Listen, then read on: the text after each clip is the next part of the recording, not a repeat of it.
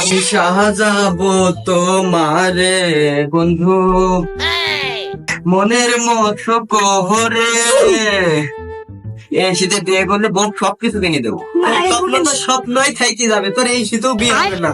তুই দই পাই সবাই বিয়ে হয়ে গেছে, তোরা টুকু তোর কাছে ছেলে পেলে, তোর বিয়ে আর হবে না রে। তুই কথা দুটো বুঝবি বল, 10টা টাকা নে।